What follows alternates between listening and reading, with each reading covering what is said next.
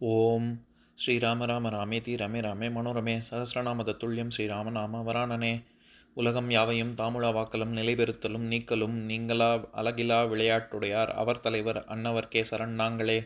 எத்திர எத்திர ரகுநாத கீர்த்தனம் தத்திர தத்திர கிருத்தமாஸ்தகாஞ்சலிம் வாஷ்பவாரி பரிபூர்ணலோச்சனம் மாருதிம் நமது ராட்சசாந்தகம்.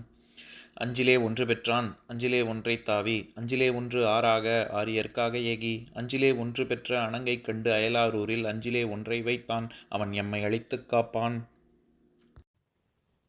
இன்னைக்கு நம்ம கம்பராமாயணத்துல பாலகாண்டத்துல கார்முக படலத்துல 6வது பாடல் பார்க்க போறோம்.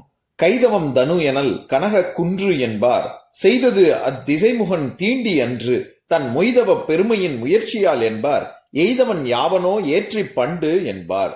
இதுதான் பாட்டு. இப்ப நம்ம பதம் பிரிச்சு பொருள் பார்க்கலாம்.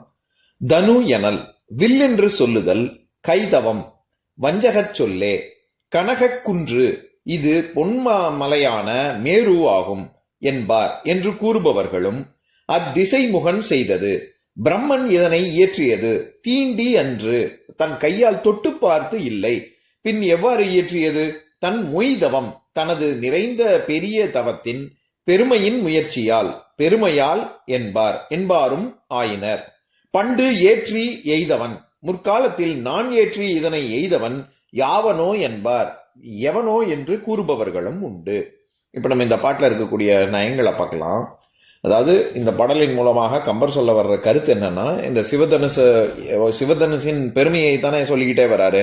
அந்த வரிசையில இங்க சில விஷயங்கள் சொல்றாரு. என்னன்னா, இத முதல்ல வில்லுன்னு சொல்றதே ஒரு வஞ்சக செயல் அப்படின்னு சொல்றாரு. கைதவம் அப்படிங்கிற சொல்லுக்கு கபடம் இல்லாட்டி துன்பம், இந்த ஏமாத்துறதுன்னு சொல்றோம்ல, அந்த கபட நாடகம், அந்த மாதிரி அந்த கன்னிங்னு சொல்றோம்ல இங்கிலீஷ்ல, அந்த பொருள் இருக்கு. அந்த பொருள்ல தான் இங்க வருது கைதவம். அதாவது இது தனு வில்லுன்னே சொல்லக்கூடாது, சொன்னா அது ஒரு வஞ்சக செய்யலாம் அப்படின்னு சொல்றாரு கம்பர். அப்ப என்னன்னு சொல்றது அப்படின்னா, கனக குன்று என்பார். கனகம்னா பொண்ணுன்னு அர்த்தம், குன்றுனா மலைன்னு அர்த்தம். பொன்மலை நம்ம ஏற்கனவே பார்த்தோம்ல மேல மேருமலை அப்படின்னு. ஒரு இத வில்லுன்னே சொல்லக்கூடாது, இது மேருமலைன்னு சொல்றதுதான் முறை அப்படின்னு சில பேர் சொல்லுவாங்களாம். அடுத்தது இன்னும் சில பேர் வேற என்ன சொல்லுவாங்க, செய்தது அத்திசைமுகன் தீண்டி என்று. தீண்டுதல்னா தொடுதல்னு நம்ம போன பாட்டுல பார்த்தோம்ல. அதாவது பிரம்மா தான் இந்த வில்ல பண்ணினது. அப்படி பண்ணின பிரம்மாவே இதை தொட்டு செய்யல. அப்படின்னு எப்படி செஞ்சாரு அப்படின்னா, தன் மொய்தவ பெருமையின் முயற்சியால் என்பார். அவர்களுடைய தவ வலிமையினால இந்த வில்லு ஆனது செய்ய பெற்றது. தொட்டு பிரம்மாவால யாரு செஞ்சாங்களோ அவங்களே இதை தொட்டு செய்யல அப்படின்னு இன்னொரு விஷயம் சொல்றாரு. மூன்றாவது, எய்தவன் யாவனோ ஏற்றி பண்டு என்பார். இதை செஞ்சது இதை நான் ஏற்றி முடியாது, யாரா இருக்க முடியும், யாருமே இருக்க முடியாது அப்படிங்கிறனும் சில பேர் பேசுவாங்க அப்படின்னு சொல்றாரு. இந்த மாதிரி ஒரு விஷயத்த அதனுடைய உண்மையான குணத்தை மறைத்து அதுவே இல்லை அப்படின்னு சொல்லி அதனுடைய சிறப்பை வெளிப்படுத்துவது அவனுதி அணி அப்படின்னு ஒரு அணி. தண்டி அலங்காரத்துல அவனுதி அணி அப்படின்னு ஒண்ணு சொல்ல பெற்றிருக்கு. அதாவது தண்டி அலங்காரத்துல 75வது பாடல், சிறப்பினும் பொருளினும் குணத்தினும் உண்மை மறுத்து பிரிது உரைப்பது அவனுதி ஆகும் அப்படின்னு. அதாவது ஒரு பொருளின் சிறப்பையோ பொருளையோ குணத்தையோ அது செய்ய ஆற்றக்கூடிய வினையையோ இந்த மாதிரியான 4 விஷயங்களை அதோட தன்மையே இல்லை அப்படின்னு மறுத்து வேற ஒன்றை சொல்வது அதுதான் அவனுதி. அதாவது சமஸ்கிருதத்துல அபனுதி அப்படிங்கறதான் தமிழ் படுத்தி அவனுதி அப்படின்னு சொல்றோம். இந்த பழமொழி 400 அப்படிங்கிற ஒரு நூல்ல இப்ப நிறைய பழமொழி அந்த காலத்துல பயன்படுத்தக்கூடியது அது 4வது வரியாக வரும். அதுல இருந்து ஒரு பாடல் பழமொழி 400ங்கிறதுல 123வது பாடல். அதை படிக்கிறேன் கேளுங்க. உரை சான்ற சான்றோர் ஒடுங்கி உரைய நிறையுளர் அல்லார் நிமிர்ந்து பெருகல் வரைதாள் இளங்குருவி வெற்ப அதுவே சுரையாழ அம்மி மிதப்பு அப்படின்னு இருக்கும். அதாவது என்னன்னா, சுரையாழ அம்மி மிதப்பு அப்படின்னா, அம்மிக்கல்ல தூக்கி கொண்டு போய் குளத்துல போட்டோம்னா அது உடனே உள்ள இறங்கிரும்ல. ஆனா இதே சுரை குடுக்கை அது ரொம்ப போலா இருக்கும். அது தூக்கி போட்டா அது மூழ்கவே மூழ்காது. அதுதானே உலக இயற்கை. ஆனா அதுக்கு நேர்மாறா நடக்கும்.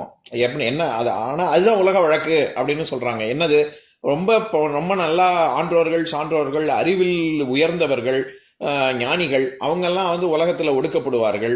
அதே இது செல்வத்துல மிகுதியாக இருக்கக்கூடியவர்கள் அதே சமயத்துல அறிவு இல்லாதவங்க, ஆனா அவங்க உலகத்துல உயர்ந்த இடத்துல வைக்கப்படுவாங்க அது வந்து அது வந்து உலக இயற்கை. அது எப்படி அப்படின்னா சுரையாழ அம்மி மிதப்பு, அம்மி கல்லு மிதக்கிறதுக்கு சமம், அது அந்த மாதிரி நடக்குது அப்படின்னு சொல்லுவாங்க. இது வந்து அவனுதி அணிக்கு ஒரு ரொம்ப சிறந்த உதாரணமா சொல்லுவாங்க. என்னன்னா அப்படி நடக்கவே நடக்காதுல்ல, அம்மிக்கல்லு போய் எங்கேயாவது மிதக்குமா, ஆனா மிதக்கும் அப்படின்னு சொல்லி பழமொழி. சுரையாழ அம்மி மிதப்ப அப்படிங்கிறதே ஒரு பழமொழியாக வழக்குல இருந்தது அந்த காலத்துல. எதுக்கு சொல்ல வரேன், அந்த மாதிரிதான் இங்க. இது வில்லே கிடையாது, இது வந்து ஒரு மேரு மலையாக இது இருக்கு அப்படின்னு சொல்றது வந்து ஒரு அவனுதி அணிதான். இப்போ நான் பாட்டை இன்னொரு தடவை படிக்கிறேன் கேளுங்க. கைதவம் தனு எனல் கனக குன்று என்பார், செய்தது அத்திசைமுகன் தீண்டி அன்று தன் மொய்தவ பெருமையின் முயற்சியால் என்பார், எய்தவன் யாவனோ ஏற்றி பண்டு என்பார். இன்னொரு நாள் இன்னொரு பாட்டு பார்க்கலாம். ஓம் शान्ताकारं भुजगशयनं पद्मनाभं सुरेशं विश्वाधारं गगनसदृशं मेघवर्णं शुभाङ्गं लक्ष्मीकान्तं कमलनयनं योगिहृद्यानगम्यं वन्दे विष्णुं भवभयहरं सर्वलोकैकनाथम्. உம்பரோடு இம்பர்காரும் உலகம் ஓர் ஏழும் ஏழும் எம்பெருமான் என்று ஏத்தி இறைஞ்சி நின்று ஏவல் செய்ய தம்பியரோடும் தானும் தருமமும் தரணி காத்தான் அம்பரத்து அனந்தர் நீங்கி அயோத்தியில் வந்த வள்ளல். ஓம் பூர்ணமதః பூர்ணமிதம் பூர்ணாத் பூர்ணமுதஸ்யதே பூர்ணஸ்ய பூர்ணமாதாய பூர்ணமேவாவசிஷ்யதே. ஓம் சாந்தி சாந்தி சாந்திः. ஓம் சர்வேஷாம் ஸ்வஸ்திர்பவது சர்வேஷாம் சாந்திர்பவது சர்வேஷாம் பூர்ணம் பவது சர்வேஷாம் மங்களம் பவது. ஓம் சாந்தி சாந்தி சாந்திः. ஓம் சர்வே பவந்து சுகினः சர்வே சந்து நிராமயாः சர்வே பத்ராணி பஷ்யந்து மா கஷ்சித் துக்கபாக் பவேத். ஓம் சாந்தி சாந்தி சாந்திः.